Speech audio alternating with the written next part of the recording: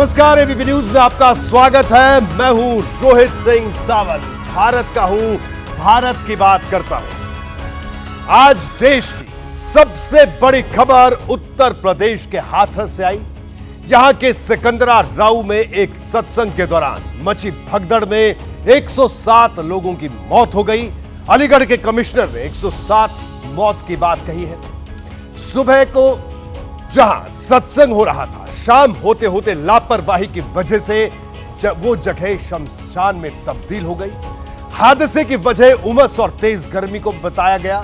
भगदड़ की स्थिति बनने को बताया जा रहा है। जांच के बाद असली वजह की पुष्टि हो पाएगी। मारे गए लोग यहां संत भोले बाबा का प्रवचन सुनने पहुंचे थे। यह हादसा क्यों हुआ और कौन है इसका जिम्मेदार, इस वक्त यही सवाल सबसे बड़ा है। लोकसभा में प्रधानमंत्री मोदी ने इस हादसे पर गहरा दुख जाहिर किया। इसके साथ ही सीएम योगी ने घटना पर दुख जताते हुए अफसरों को युद्ध स्तर पर घायलों की मदद और उपचार के लिए कहा है। सबसे पहले इस हादसे की जमीनी तस्वीर क्या है वो एक रिपोर्ट के जरिए मैं आपको दिखा दूं, लेकिन एक और बड़ी महत्वपूर्ण बात, वहां पर जो चश्मदीद थे, एक चश्मदीद से जब एबीपी न्यूज के संवाददाता ने बात की तो उस चश्मदीद ने कहा कि जैसे ही जो संत हैं भोले बाबा, जैसे ही वो अपनी गाड़ी में बैठे और उस सत्संग की जगह से उनकी गाड़ी निकली, वैसे ही भक्त वहां पर कूद पड़े उस जमीन के उस टुकड़े पर, यानी उस सड़क पर जहां पर उन्होंने पैर रखा था, और वहां की मिट्टी उठाने के लिए, और उसी वजह से ये भगदड़ मची है। ऐसा दावा एक प्रत्यक्षदर्शी का है। ऐसे कई दावे हैं, लेकिन अगर ये बात भी है तो सचमुच हैरान करने वाले। लेकिन आगे इसकी पड़ताल करेंगे, लेकिन अभी ये रिपोर्ट देखिए।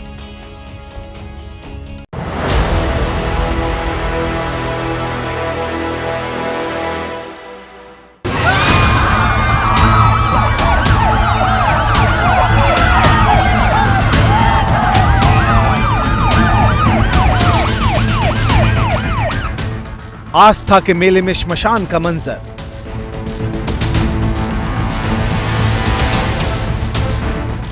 मोक्ष के प्रवचन में मौत का तांडव।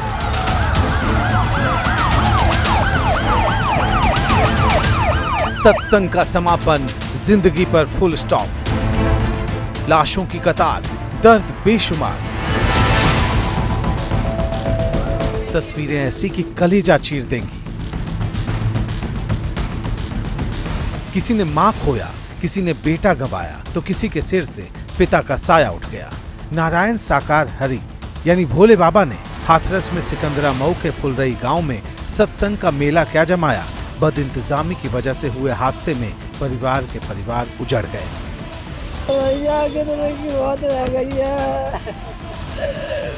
जहां तक नजर डालिए, अब लाशें बिछी नजर आती हैं। लोग समझ नहीं पा रहे हैं कि जो लापता हैं उन्हें जिंदा में गिने या लाशों में खोजें।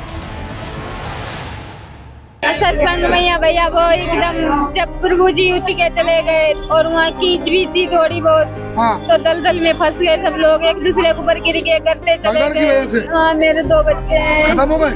हाँ। कितने बड़े बच्चे थे?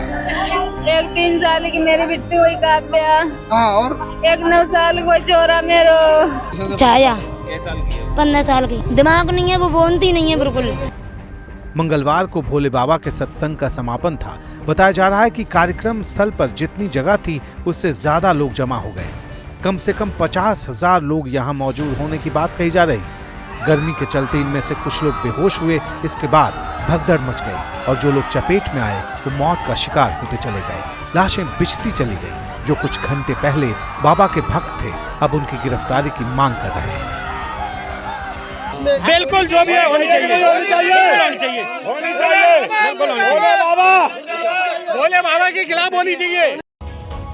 और इस वक्त घटनास्थल से हमारे संवाददाता अनिल सारस्वत और पंकज गुप्ता हमारे साथ बने हुए हैं, उनसे बात करते हैं। सबसे पहले मैं अनिल आपसे जानना चाहूंगा, आप किस जगह पर मौजूद हैं और क्या कुछ यहां पर लोगों का कहना है कि कैसे यह हादसा हुआ, क्योंकि प्रत्यक्षदर्शी कई तरह के दावे कर रहे हैं। जी मैं आपको बता दूं रोहित जी, मैं इस समय घटना स्थल पर मौजूद हूं जहां पर यह घटना घटित हुई थी। और यहां पर जो प्रत्यक्षदर्शी हैं, हमने एबीपी न्यूज ने उनसे भी बात की। उनका कहना था कि जब यहां से महाराज प्रवचन खत्म करके, अपना सत्संग खत्म करके निकल रहे थे तो उसी समय उनके चरणों की रज लेने के लिए यहाँ जो पब्लिक एकत्रित थी, जो सत्संग चल रहा था उसमें जो लोग आए हुए थे, उनके चरणों की रज लेने के लिए महाराज के पीछे दौड़े और एकदम भीड़ का मूवमेंट उन महाराज की गाड़ी के पीछे। वैसे वो महाराज गाड़ी में बैठ के निकले थे, लेकिन यहाँ के प्रत्यक्षदर्शियों का कहना था कि जिनकी गाड़ी जैसे निकली यहाँ से, तो उनकी चरणों की रज लेने के लिए जो पब्लिक उनके पीछे गई, तो वहां पर एक पानी का टैंकर खड़ा हुआ था, वहां पर फिसलन हो रही थी और वो लोग सब एक दूसरे के ऊपर फिसलते चले गए और ये घटना, इतनी बड़ी घटना यहाँ पर कारित हुई है। जी बिल्कुल अनिल, आपके साथ कुछ लोग मौजूद हैं, क्या ये प्रत्यक्षदर्शी हैं? अगर प्रत्यक्षदर्शी हैं तो मैं चाहूंगा इनसे आप बात करिए, क्या कुछ इन्होंने देखा, कैसा मंजर वहां पर था, कैसे ये हादसा हुआ? प्रत्यक्षदर्शियों की जुबानी बताइए अनिल। जी जी जी, क्या नाम है आपका? अनिल जादव। अनिल जी बताइए, क्या यहाँ पर आप लोग थे उस समय मौजूद जब यहाँ पे घटना हुई थी? थे यहाँ पे। क्या थी घटना पूरी? घटना एकदम यहाँ से बाबा जी गए यहाँ से, तो उनकी भीड़ ने उनकी पैरों की जो धूल होती है उसके लिए एकदम भगदड़ मची यहाँ पर उनके लिए।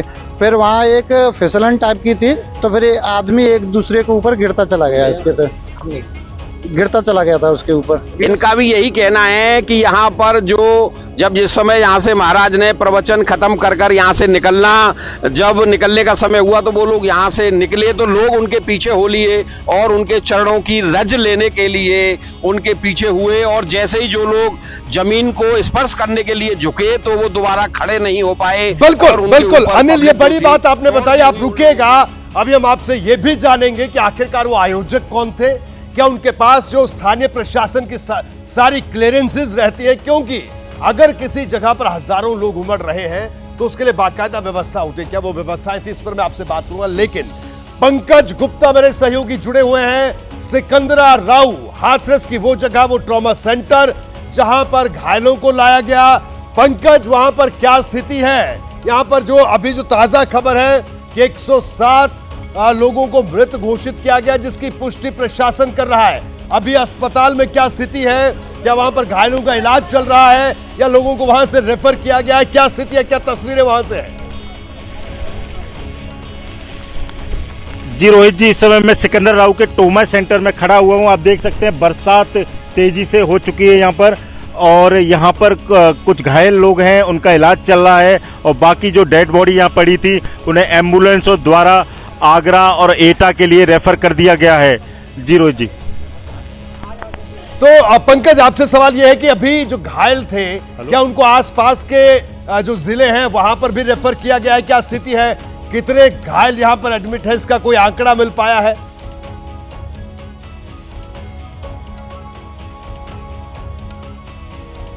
एक दर्जन घायल जो मरीज हैं उनको रखा गया है। बाकी हाथरस और आगरा और पास के डिस्ट्रिक्ट एटा में जो घायल 150 लगभग बताए जा रहे हैं, उनको रेफर कर दिया गया है। जी, मेरे साथ कुछ गांव के प्रधान वगैरह हैं, ग्रामीण है, मैं उनसे भी पूछना चाहूंगा कि यहाँ की स्थिति क्या थी जब ये मौके पे थे। क्या नाम है आपका? मेरा नाम सुधीर प्रधान अमोसी है, मैं सिकंदरा के पास में मेरा गाँव है, और यहाँ स्थिति इतनी गंभीर थी कि डेड बॉडियों के तांता लगा हुआ था। इसकी वीडियो और लोगों में पर्सनली पास का गांव है या फुलरी, ये बाबा का वो था प्रोग्राम। लेकिन मेरा मानना यही है कि ऐसे प्रोग्रामों को अगर नजरअंदाज ऐसे करेगी गवर्नमेंट तो कैसे काम चलाए। ठीक है पंकज, मैं आपको रोकूंगा। राकेश भदौरिया भी मेरे साथ मौजूद है, मेरे सहयोगी। राकेश, आप जिस जगह पर मौजूद हैं अभी, क्या वहां पर घायलों को अभी भी अस्पताल पहुंचाने का सिलसिला जारी है? क्योंकि यह खबर भी आ रही है कि उस वक्त भगदड़ के दौरान जिसको जो जहां मिला उस तरफ भागा, कोई अपने परिजनों को लेकर भागा आसपास के जिलों की तरफ, लेकिन हर जगह ट्रैफिक जैम था। क्या स्थिति थी? इतना भयावह मंजर वहां पर। जी देखिए रोजी, आपको बता दूं, जो ये हादसा हुआ है, सबसे पहले एटा जनपद का जो बॉर्डर है हाथरस से, वहां क्लिनिक पहुंचे थे श्रद्धालु। उनको लगता था कि शायद इनमें कोई जान है जिससे डॉक्टर सही कर देंगे। तो हमारे यहाँ एक पिलुआ कस्बा पड़ता है, डॉक्टर एनपी सिंह के क्लिनिक पर 2-4 टेम्पोज में मरणासन स्थिति में लेके जब पहुंचे तो डॉक्टर देख के घबरा गए। बकौल डॉक्टर वो समझ नहीं पाए कि लोग जिनकी लाशें यहाँ पे हैं वो कैसे यहाँ तक आ पाए। उन्होंने संपर्क किया, मुझे भी उनसे खबर लगी। उसके बाद भगदड़ ची मची, लोग अपने अपने जो मृतक थे उनको ढूंढते हुए सीधे सीधे आने लगे एटा में। और यहाँ पोस्टमार्टम हाउस पर तो ये आलम है कि लोग प्रशासन को शिनाख्त का मौका ही नहीं दे रहे थे, खुद ही अपने मृतक लोगों का चेहरा देखकर शिनाख्त करना चाहते थे। भीड़ भाड़ थी, अफरा तफरी थी। बाद में मुश्किल यहाँ पर एसएसपी डीएम पहुंचे, तब व्यवस्था को सुचारू किया गया। आपको बता दें कि बहुत ही अव्यवस्थाओं का माहौल था, यहाँ डॉक्टर्स की भी कमी थी। लेकिन अब आपको दिखाना चाहूंगा, यहाँ से एम्बुलेंसेज में भरकर जो डेड बॉडीज हैं पोस्टमार्टम के पास जा रही हैं। अब उनके परिजनों को सौंप दी गई हैं। परिजन उन डेड बॉडीज को लेकर अपने अपने घर जा रहे हैं। आपको बता दूं, भोले बाबा का जो सत्संग होता है इसमें लाखों की भीड़ आती है और इस भीड़ का नियंत्रण करने का कोई इंतजाम नहीं होता।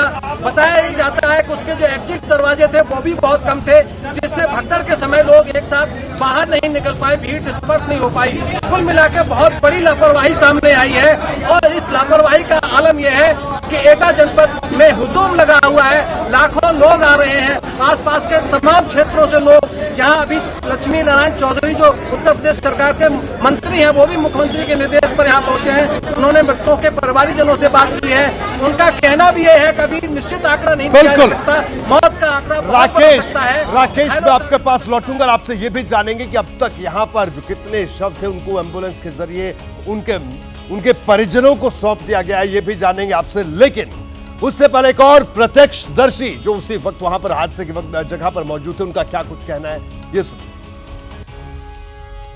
5 से 5.5 लाख के लमसम यहाँ पे काफी लोग व्यक्ति लोग थे यहाँ सर।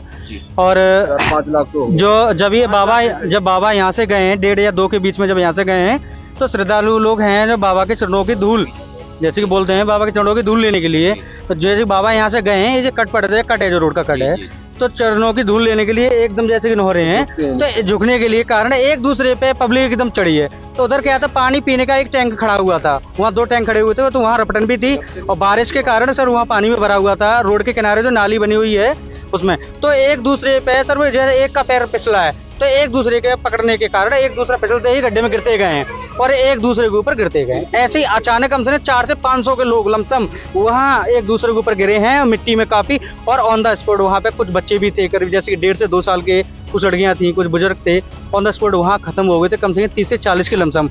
और बाकी की जो डेड बॉडी है सिकंदर राव है, कुछ पिलुआ थाने में है और कुछ एटा मेडिकल कॉलेज में कुछ पहुंचाई गई है। और इस बीच एक बड़ी खबर आ रही है, बड़ी खबर हादसे पर। अमित शाह ने सीएम योगी से बात की, अमित शाह ने हाथरस हादसे की जानकारी ली। अमित शाह ने हर संभव मदद का भरोसा दिया है। गृह मंत्री अमित शाह ने बताया कि जल्द एनडीआरएफ की टीम भी हाथरस पहुंच रही है, तो एनडीआरएफ की टीम को भी मौके के लिए भेज दिया गया है। अमित शाह ने मुख्यमंत्री योगी आदित्यनाथ से फोन पर बात की और हर संभव मदद का भरोसा दिया है। वहीं दूसरी तरफ प्रधानमंत्री मोदी ने हाथरस हादसे को लेकर सीएम योगी से बातचीत की। पीएम मोदी ने लोकसभा में कहा कि उनकी संवेदनाएं पीड़ित परिवारों के साथ है और सरकार उनके साथ खड़ी है। यूपी के हाथरस में जो भगदड़ हुई उसमें अनेकों लोगों की दुखद मृत्यु होने की जानकारी आ रही है। जिन लोगों की इस हादसे में जान गई है, मैं उनके प्रति अपनी संवेदना व्यक्त करता हूं। केंद्र सरकार के वरिष्ठ उत्तर प्रदेश सरकार के लगातार संपर्क में है। मैं इस सदन के माध्यम से सभी को यह भरोसा देता हूं कि पीड़ितों की हर तरह से मदद की जाएगी।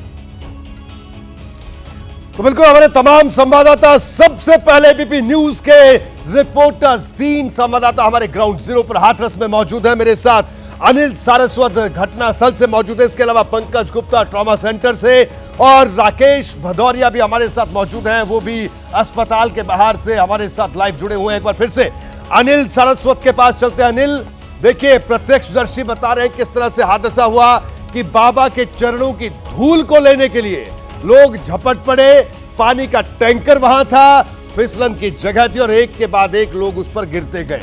लेकिन सवाल बड़ा यह भी है पंकज, स्थानीय लोगों से पूछिए कि आखिरकार इतना बड़ा जब आयोजन था तो वहां पर किस तरह की व्यवस्थाएं थी, क्या व्यवस्थाएं पूरी थी आयोजकों की तरफ से भी और स्थानीय प्रशासन की तरफ से भी किस तरह की व्यवस्थाएं थी, क्योंकि 107 लोग अब तक अपनी जान गंवा चुके हैं। और यह बड़ा सवाल है कि आखिरकार 107 लोगों की मौत के पीछे की वजह क्या है, यह जानना बेहद जरूरी है।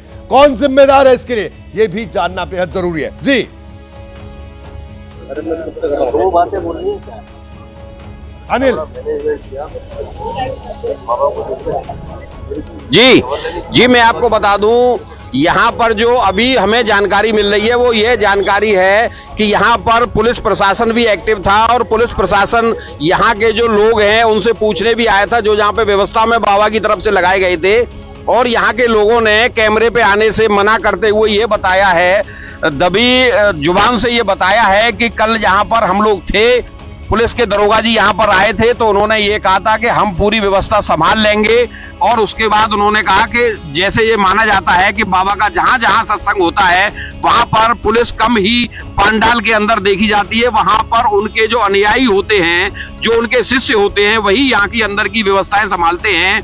और अंदर की व्यवस्था की बात अगर कही जाए तो अंदर की व्यवस्था तो सही रही, जब तक सत्संग चला, जब तक अंदर की व्यवस्था पूरी तरह बिल्कुल सही रही। लेकिन जब महाराज यहाँ से निकलने लगे तो जो पब्लिक थी उनके पीछे दौड़ने लगी और इतनी भीड़ थी, यहाँ पे हजारों की संख्या में नहीं रोहित जी, यहाँ पर लाखों की संख्या में लोग थे।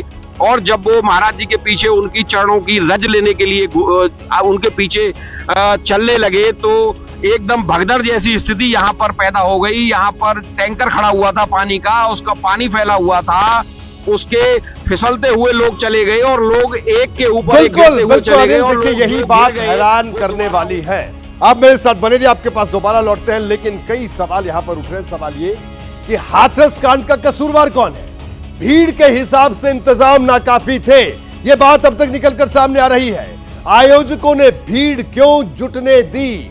यानी अगर पानी के टैंकर के पास अगर फिसलन थी या वहां पर इस तरह की स्थिति थी तो वहां पर क्या इंतजाम थे?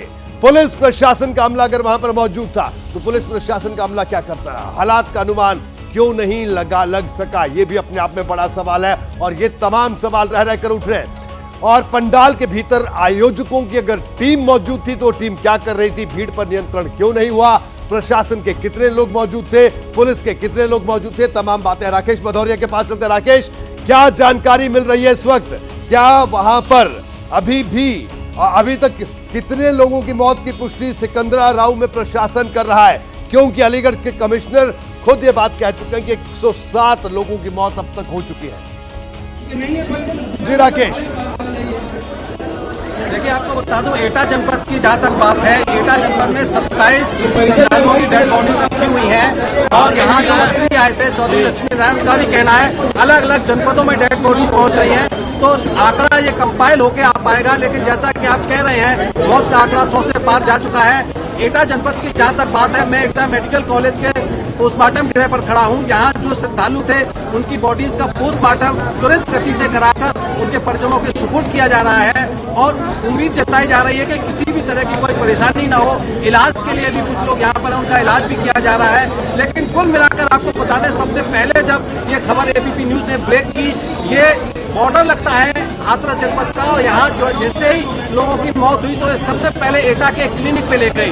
जो क्लिनिक है डॉक्टर एनपी सिंह चौहान का, वहाँ एकदम वो देखकर हतप्रभ रह गए। टेम्पो में भर भर के लाशें आ रही थी, तब जाके मालूम पड़ा कोई हादसा हुआ है। मैंने जो साकार हरि अपने नाम को कहते हैं, भोले बाबा, उनके खुद सत्संग किए हैं, मैंने कई कार्यक्रम किए हैं। लाखों का हुजूम उमड़ता है और उनके सेवादार ही सारी कमान को संभालते हैं। यहाँ तक कि वो पुलिस को भी मौका नहीं देते कानून व्यवस्था मेंटेन करने के लिए। उनके अलग जत्थे बने होते हैं। पता चल पाया है कि जो भोले बाबा अपने आप को कहते हैं, साकार हरि जो हैं, जिनके सत्संग के बाद ये वहां पर ये भगदड़ मची, 107 लोगों की जान चली गई।